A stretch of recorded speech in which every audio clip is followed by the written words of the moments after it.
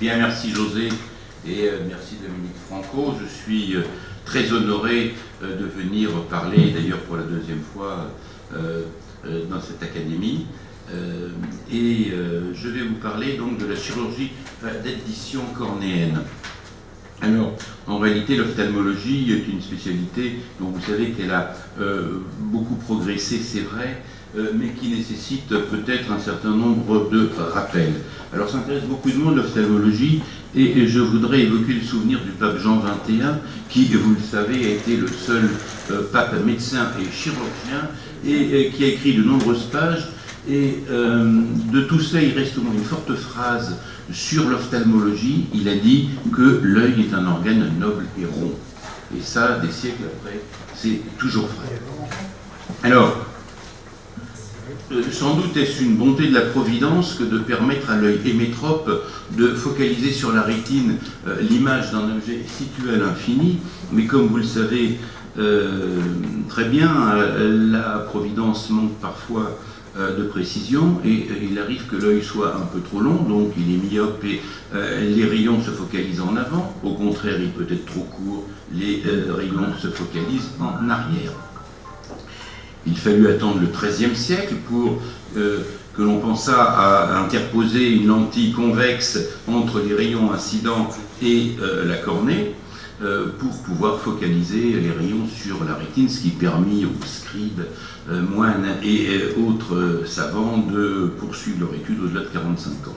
Quelques siècles plus tard, on inventa le verre divergent pour corriger la myopie. En 1961, le chimiste tchèque Otto Wichterle a inventé un hydrogel en éma, hydroxyéthylmétacrylate, qui a permis de fabriquer les lentilles de contact souples et qui, aujourd'hui, dans toutes leurs déclinaisons, équipent plus de 125 millions de personnes dans le monde. À la même époque, notre confrère, le professeur José Barraquer, qui était à Bogota, a postulé qu'une modification d'épaisseur de la cornée permet de modifier son rayon de courbure antérieur et donc sa puissance réfractive. Comment modifier ce rayon de courbure? Par addition de tissus ou de matériaux ou par soustraction. Alors, pour ce faire, il a mis au point une gamme d'instruments. Vous voyez un anneau de fixation pneumatique pour le globe oculaire, un microkératome qui découpe un disque à face parallèle. Celui-ci est congelé sur un tour à lentille de contact modifié et usiné en forme d'un lenticule qui, après décongélation, est suturé à la cornée. C'est ce que l'on appelle le kératomyésis, du grec kératos, la cornée, myléos, la sculpture, et en amincissant le disque cornéen au centre, cela permettait de corriger la myopie, de faire reculer le plan focal. En amincissant en périphérie, cela corrigeait l'hypermétropie par un lenticule convexe. Mais la kératophakie était elle aussi tentée, c'est-à-dire que le disque cornéen était usiné en forme d'une lentille qui était insérée à l'intérieur de la cornée. Voici le livre dans lequel il a exposé tout cela, et l'exemplaire dont il me fit don, voici déjà bien d'autres. Alors, la chirurgie réfractive actuelle, il y en a plusieurs modalités. Elle se fait avec des lasers. Voici la photokératectomie réfractive ou PKR. On enlève l'épithélium et un laser excimer qui est utilisé dans l'industrie pour graver les puces informatiques va faire une photoablation. Le LASIK, que vous connaissez aussi, est une autre modalité. Un microkératome où, vous le voyez en bas à gauche, un laser femtoseconde, ici, va découper un capot, celui-ci est soulevé, et avec un deuxième laser excimer cette fois-ci, le stroma cornéen est aminci de façon sélective, soit au centre, soit en périphérie. Voici la dernière innovation dans le domaine, le SMILE, Small Lenticle Extraction, où un laser femtoseconde va découper à l'intérieur de la cornée un lenticule. Celui-ci est libéré à l'aide d'un instrument mousse que vous voyez, et le lenticule sera saisi avec une pince pour être extrait de la cornée. Le lenticule est positif, donc la cornée va être amincie au centre, et elle va corriger la myopie, elle va faire reculer la focalisation des rayons, comme le ferait un verre de lunettes ou une lentille. Alors le problème de cette chirurgie kératoréfractive, c'est que c'est des photokératectomies, et c'est une chirurgie d'ablation et qui est irréversible. Elle est d'un côté fascinante parce qu'elle met en œuvre les outils les plus récents et les plus perfectionnés. D'un autre côté, elle peut paraître archaïque dans son principe, car pour autant que je sache, les chirurgiens que vous êtes font de moins en moins d'ablations tissulaires pour guérir un organe malade. On ne peut en effet pas remettre ce que l'on a retiré, alors qu'on peut enlever ce que l'on a ajouté. La chirurgie réfractive additive est donc un concept tout à fait intéressant. Et pourquoi n'a-t-elle pas réussi? Ce n'est pas qu'on n'ait pas essayé, et le plus simple a été tenté voici bien longtemps. Après les premières expériences de Baracker avec de la cornée humaine qui était assez volontiers lisée, l'anglais Peter Choice, en utilisant des polysulfones à fort indice de réfraction, mis dans une poche, constatait qu'il pouvait modifier la réfraction de l'œil. Malheureusement, on ne connaissait pas bien la physiologie de la cornée, et dans la cornée, il existe des flux métaboliques, et notamment le flux postérieur qui permet au glucose puisé dans l'humeur aqueuse d'aller nourrir les couches antérieures du stroma et l'épithélium, et celui-ci était totalement interrompu, de telle sorte qu'il se produisait un ulcère du stroma antérieur et un rejet du lenticule. Le physiologiste David Morris a démontré voici bien longtemps, près de 50 ans, que l'ulcération cornéenne antérieure est d'autant plus importante que l'implant est large ou situé en avant dans la cornée. Des modélisations mathématiques plus récentes n'ont fait que confirmer le phénomène en le quantifiant.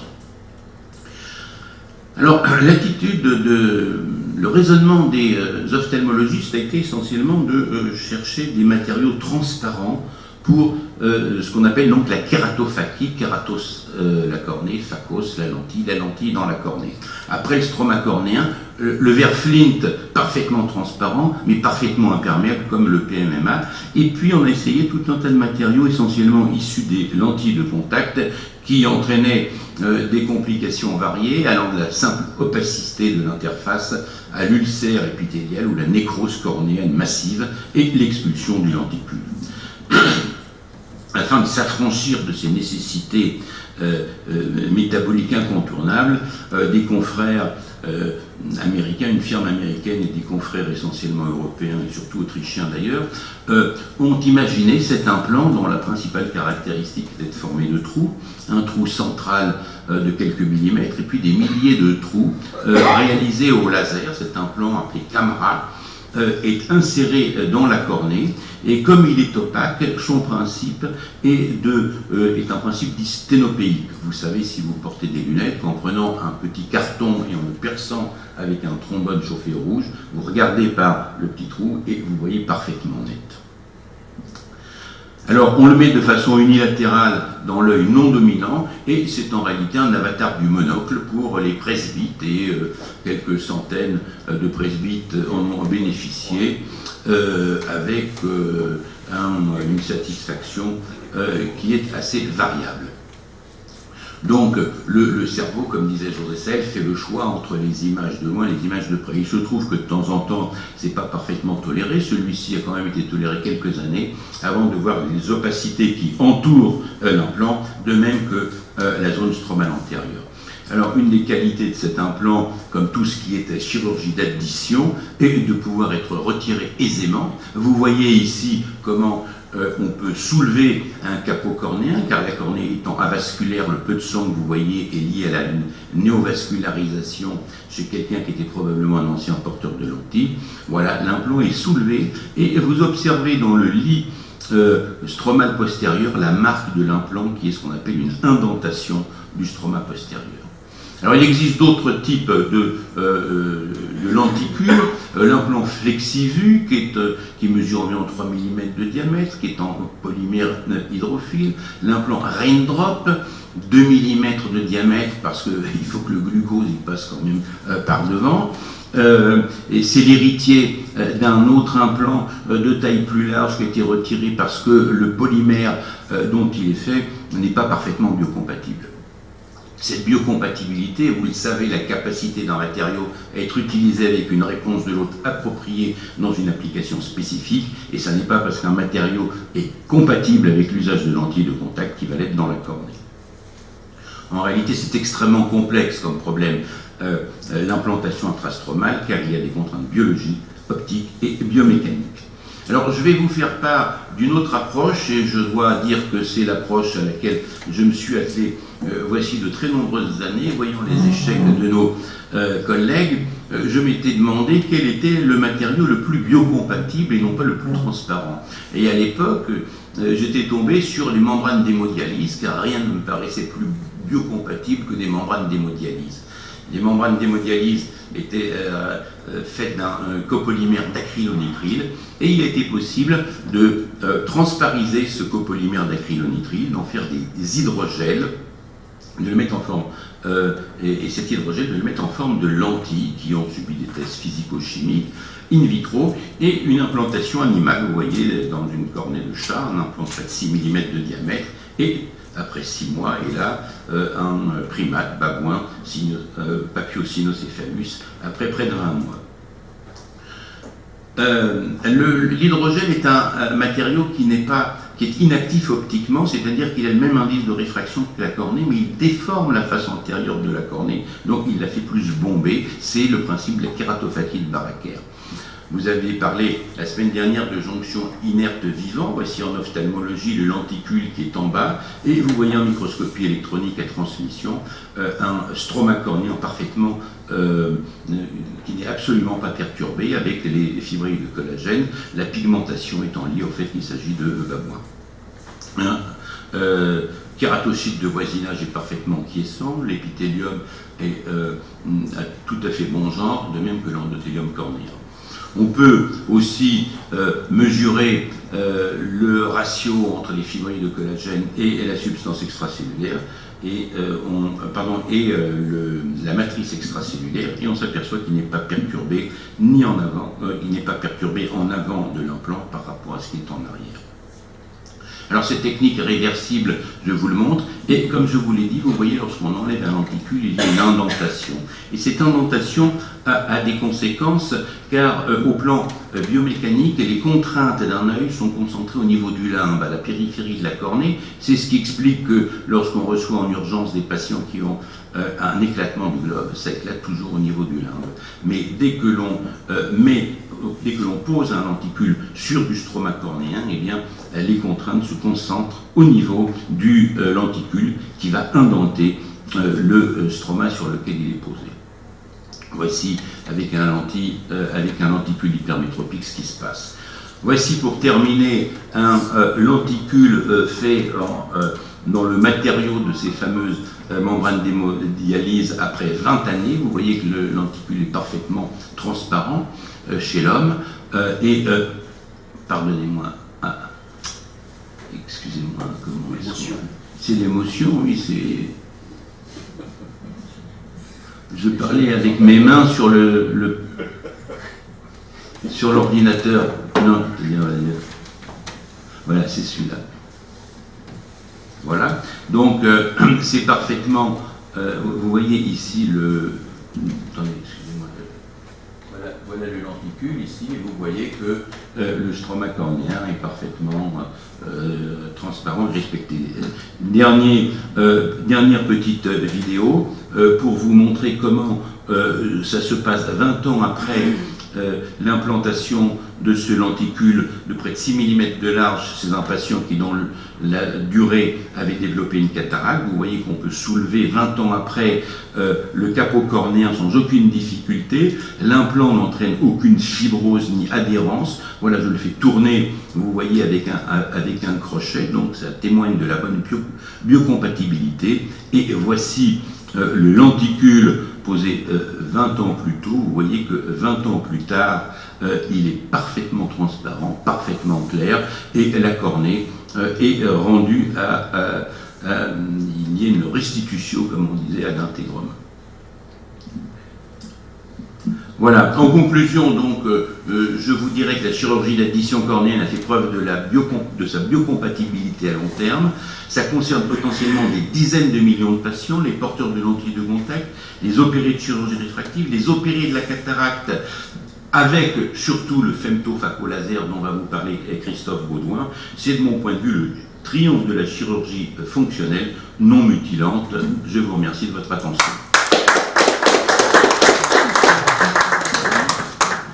Merci beaucoup. Moi, j'apprends beaucoup de choses.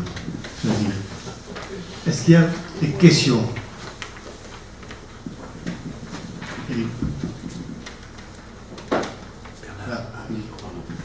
En tant qu'urologue, je peux que féliciter notre collègue et la qualité de sa présentation. Je vais juste ajouter un tout petit commentaire historique sur votre présentation au début, qui m'a beaucoup séduit, parce que j'ai appris récemment. Le médecin d'Henri IV s'appelait Eliaou de Montalto, Luna de Montalto. Il venait du Portugal, c'était aussi le médecin de Marie de Médicis. Et il a écrit en 1606 un traité qui s'appelle Optica de la vision. Et dans ce traité, il dit déjà que la vision ne se fait pas dans l'œil, mais dans le cerveau. Et je pense que ça peut être utile pour le reste de notre journée. Alors, effectivement, c'est un progrès par rapport à Jean XXI, car Jean XXI disait que j'ai tronqué sa citation, pardonnez-moi, c'est mon côté journaliste, dans le feu de l'actualité, l'œil est un organe noble, virgule, rond, virgule, et rayonnant. Et il considérait que les rayons sortaient de l'œil pour aller chercher les images des objets et les rajouter. Et votre intérêt pour l'ophtalmologie est bien normal, puisque vous êtes le spécialiste du globe vésical et nous du globe oculaire. Donc, la vessie peut aussi être un organe noble et rond. Voilà. Mais pas rayonnant. Pas rayonnant. Moi, je suis impressionné. Vous dites qu'il y a des millions de personnes qui ont des lentilles, mais on va peut-être avec des milliards. Alors, on va être des milliards. Le problème, c'est d'être solvable. Donc, il y a effectivement énormément de gens qui se promènent sans lunettes, surtout dans les zones les plus pauvres, parce qu'ils n'ont pas l'argent pour se les payer. Le problème des lentilles de contact, c'est que, contrairement à ce que les gens imaginent, c'est pas du tout quelque chose de réversible. C'est-à-dire qu'au 15-20, nous avons la moitié d'un étage qui est rempli en permanence par les complications des lentilles de contact, des complications infectieuses notamment. Et lorsque ça survient, ça peut aboutir à la perte de l'œil. Bon, fort heureusement, maintenant on a fait beaucoup de progrès puisqu'on a transféré à l'ophtalmologie les connaissances de l'infectiologie générale, mais ça peut être tout à fait redoutable. Donc l'idée de mettre une lentille dans la cornée a l'avantage, donc, chez les porteurs de lentilles qui ne les supportent plus, mais par rapport à ce qui vous a sans doute été montré la semaine dernière sur les implants multifocaux, il faut savoir qu'un implant multifocal, c'est un implant qui divise la lumière, puisque vous connaissez le caractère ondulatoire et corpusculaire de la lumière. Donc quand vous avez un train de 100 photons qui arrive dans un œil, avec un implant multifocal, vous en avez, disons, 40% qui est pour la vision de loin, 40% pour la vision de près, et 20% qui se perdent dans ce qu'on appelle un bruit visuel. Lorsque le patient vieillit et qu'il développe une dégénérescence maculaire liée à l'âge 15 ans ou 20 ans après, il y a une baisse de la sensibilité rétinienne et donc il va être profondément handicapé. Si son implant est dans l'œil, à l'intérieur de l'œil, on ne va pas lui rouvrir son œil pour lui sortir son implant, pour lui en remettre un monofocal. Alors, un des grands apports du laser femtosecond avec la chirurgie d'addition cornéenne, c'est que c'est un appareil qui permettra de faire comment dirais-je, un alignement parfait d'un implant monofocal, par exemple intraoculaire, avec un lenticule qui pourrait être multifocal et mis dans la cornée. Et il n'y a que le laser femtosecond qui permettra cela et qui évitera ce qu'on appelle des aberrations de coma. C'est une des raisons qui me pousse à penser que probablement cette chirurgie d'addition cornéenne, en dehors de son intérêt théorique, sera poussée par de vastes intérêts économiques. Hubert. Oui, est-ce qu'il y a des durées de vie limites à ce type de réparation ou en fait la problématique se pose, là vous avez montré 20 ans de recul. Oui. Est-ce qu'il y a un problème de limite dans la durée? A priori non, puisque on peut considérer qu'au bout de 20 ans il s'est passé déjà beaucoup de choses et c'est un matériau qui est en l'occurrence parfaitement toléré. L'acrylonitrile a été, vous le savez, une révolution dans l'hémodialyse parce qu'avant il y avait des coils, comme on les appelait, en cuprophane, quand on était externe, on a tous été externes au rein artificiel, et les gens mouraient d'amylose parce que le cuprophane activait le complément et donc il y avait une amylose qui se déposait un petit peu partout, alors que l'acrylonitrile non seulement n'active pas le complément, mais désactive la fraction C3 du complément. Donc c'est quelque chose d'assez miraculeux a priori. Et si ce patient n'avait pas eu la cataracte, il l'aurait gardé 30 ans. Enfin, en tout cas, une chose est certaine, c'est que quand on lui retire le lenticule, il est dans l'état où le créateur lui a fabriqué. Je poursuis sur mon raisonnement. Donc, il y aura des milliards de gens qui vont avoir à subir ces interventions additives au niveau de la cornée. Disons, des milliards, ils vont avoir à subir. Alors déjà, la cataracte, il faut savoir qu'il y a à peu près 25 millions de cataractes qui sont opérées dans le monde, et il y a 25 millions de gens qui sont aveugles par la cataracte, qui n'a pas été opérée. Mais il est vrai que potentiellement, le marché est considérable. Alors à mon avis, une des premières applications, je ne vous en ai pas parlé parce que c'est très spécialisé, le fait de mettre ce type de lenticule, par exemple, dans une cornée déformée par un kératocone, permettra très certainement d'aplanir ce kératocone, et ça aura aussi une fonction tectonique dans des dystrophies de la cornée. Mais oui, potentiellement, c'est des milliards de gens. Plutôt, si vous voulez, que d'aller se faire photokératectomiser la cornée, il est plus tentant de dire qu'un laser femtosement va faire une poche, va mettre une lentille, et puis quand il sera temps de se faire opérer de la cataracte, par exemple, on enlèvera la lentille, on opérera la cataracte. Mais on aura assez de chirurgiens? On travaille à les former. On travaille à les former. Et à travailler rapidement. Une question concernant l'organisation de la recherche au 15-20. Dans quelle mesure tous ces travaux sont éventuellement soutenus par des fonds pour favoriser la recherche, le dépôt de brevets, le lien avec le monde industriel, comment ça se passe? Alors, sur la recherche au 15-20, nul n'est mieux placé que José Sahel, mais pour te répondre, je te dirais que en réalité, j'ai obtenu un contrat de recherche externe de l'INSERM sur ce thème-là en 1985. Donc ça remonte à il y a quelques années. À l'époque, je dirais que j'ai fait une curieuse expérience, car tu sais qu'être en avant de la masse des chirurgiens, c'est peut-être à l'avant-garde de la masse. Si tu es un pas en avant, mais si tu es deux pas, tu es coupé totalement de la communauté. Et donc, je me suis retrouvé tout seul et un petit peu coupé de la communauté. J'ai continué, je dirais, de façon artisanale et à la française, les recherches. Il y a un dernier brevet qui a dû être fait, car en réalité, les implants, il y a 20 ans, étaient décontaminés à l'acide peracétique, et depuis il y a eu la vache folle, et il faut utiliser surtout ce qui arrive dans la tête et près des nerfs qui sont reliés au cerveau, théoriquement des conditions épouvantables. Donc avec un chimiste, j'ai mis au point un nouveau procédé de moulage que j'ai breveté à mes frais.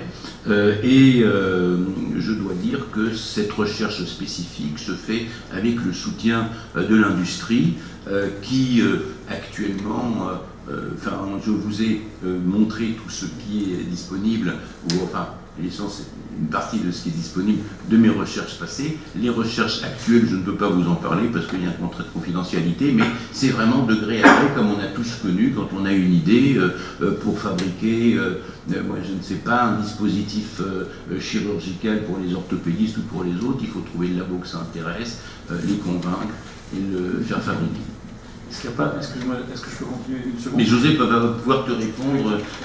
On pourra peut-être continuer, parce que dans quelle mesure finalement il y a peut-être une marche à faire avec le ministère de l'Enseignement supérieur et de la Recherche qui prétend soutenir l'innovation et le développement à partir des équipes de recherche françaises. Donc c'est peut-être un secteur sur lequel il faut attirer l'attention des pouvoirs publics. Alors, j'ai quelques réticences à répondre pleinement à ta question, et mon droit de réserve naturel dont je sors assez facilement est contraint par la présence d'une caméra, mais je dirais que dans des relations que j'ai eues avec la cellule de valorisation industrielle de l'INSERM pendant des années, je me souviens que pendant 6 mois, il était impossible d'avoir la personne qui était en arrêt de maladie, puis en congé de maternité, puis les années passaient, et finalement c'est comme ça que insensiblement on est passé à la péremption d'un premier brevet. L'invention a pu rester aux oubliettes. Mais enfin bon, mais pour la recherche, je pense que José va te répondre. Je vais être bref, mais ça pourrait être un long sujet. En l'occurrence, nous ne pouvons pas trop nous plaindre parce que l'Institut de la Vision aujourd'hui est soutenu par l'Université Pierre et Marie Curie, qui en fait nous transmet les financements venus du ministère, donc qui sont très faibles, mais qui existent, par l'INSERM et par le CNRS. Dans ce cadre-là, il y a donc une dotation récurrente qui nous permet de vivre à peu près 15 jours par an sur l'ensemble des financements qui pourront, et on les répartit dans des conditions très, très complexes, mais d'équité aussi importante que possible. Le reste des financements viennent essentiellement de ce qui s'est appelé les investissements d'avenir, donc qui ont vraiment bouleversé le paysage et nous ont permis, donc on a obtenu un laboratoire d'excellence. Et nous avions espéré obtenir un IHU. Là, nous recommençons cette année dans le cadre d'un nouvel appel d'offres pour essayer d'obtenir un IHU qui devrait nous donner la capacité de stimuler les recherches en interne. Parce que peut-être ce qui est plus important que le montant des financements, c'est le phasage des financements. Le plus difficile, c'est au tout début, quand on a une idée, de faire la première preuve de concept expérimentale chez l'animal ou autre, avant de pouvoir déclencher ensuite des financements qui peuvent venir de l'Agence nationale de la recherche ou de l'Europe. Nous, par exemple, une bonne partie de nos financements viennent directement de l'Europe et maintenant des États-Unis. Mais avant d'arriver à ce stade où on peut présenter un projet qui tient à la compétition internationale, il faut pouvoir le rendre crédible par des travaux préliminaires. Donc cette possibilité d'amorçage en interne, avant que les idées soient répandues sur la place publique et qu'on vous dise c'est trop tôt, 2 pas en avant comme disait Laurent, c'est-à-dire que c'est trop tôt et donc c'est pas prouvé, ou alors c'est déjà trop tard parce que d'autres vous ont déjà copié, il y a un moment critique et c'est là-dessus que nous essayons d'obtenir ces financements d'amorçage. Après, quand la preuve de concept existe, c'est là que les industriels peuvent arriver. Ce qu'il faut éviter, c'est que ce soit les industriels qui nous dictent notre stratégie scientifique, notre stratégie technologique.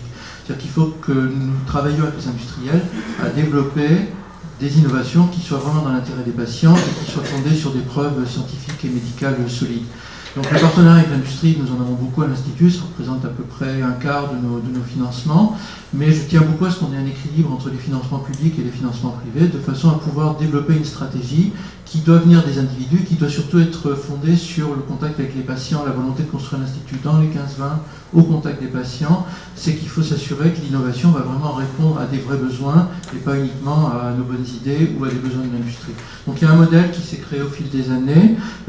Chacun d'entre nous a une façon différente de travailler avec l'industrie ou de travailler, c'est toujours dans la transparence, mais il y a des complémentarités variées.